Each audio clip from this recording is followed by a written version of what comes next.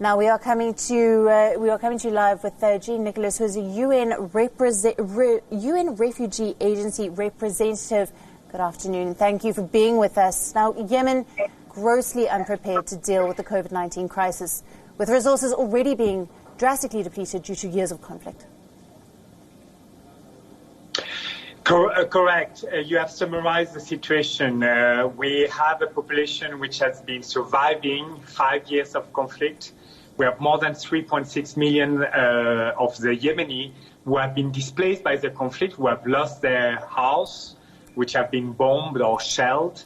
We have people who barely have one meal a day, who survive on bread and tea, and who now have to face not only the coronavirus, but as you mentioned, a set of other diseases.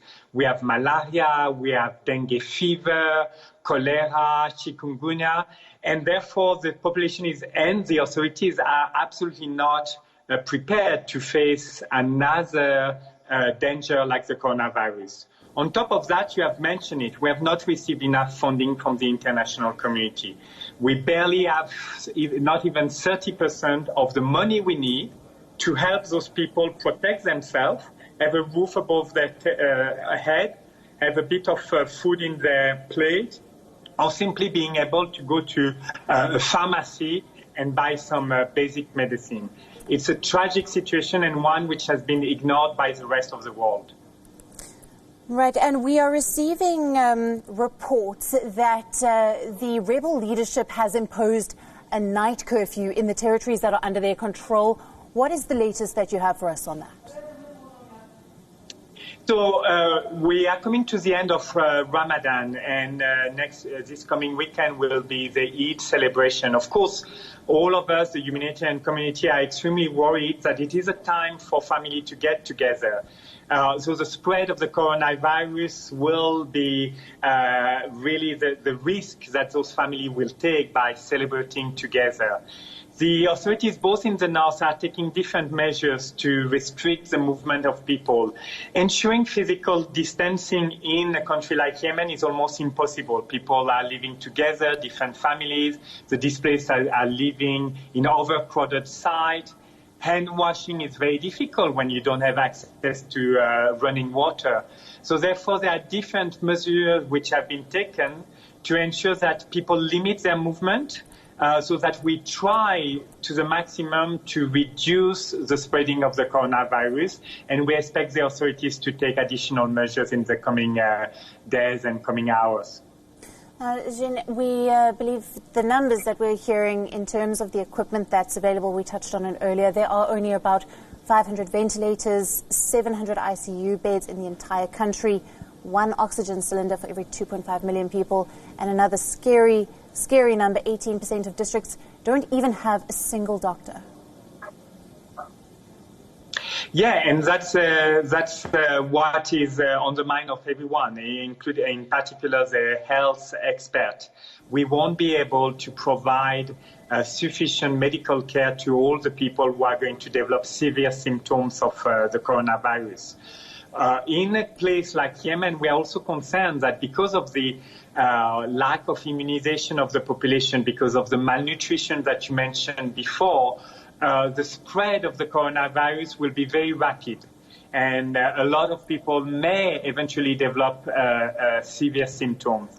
For those people, it's going to be extremely difficult to have access to any basic medical care. So not to mention even ICU and oxygen and being intubated and so on and so forth. So really what we are doing now is the prevention, making sure that people adopt the right behavior in terms of physical distancing, in terms of washing hands. But it's very complicated in a country where people struggle for their survival on a daily basis. Right, and as we also mentioned and touched upon earlier, the pandemic has dried up the international aid that Yemen has been receiving because those countries are needing their own funds at the moment. What is going to happen to these displaced communities in Yemen? So if we don't get rapidly funding, we are going to cut our program as of 1st of June. We are really speaking about a 10 days window. It means that we won't be able to provide them with hygiene kit. We won't be able to provide them with emergency shelter, which means that families will have to live in the open. We had flooding last week, so it means that people won't even have a plastic sheeting above their head to protect themselves, their children, their women. There will be a pledging conference in Riyadh, in the Kingdom of Saudi Arabia, on the 2nd of June, where we hope the international community, donors in general, will come and pledge money for Yemen. It's already in a way too late because we need the money now.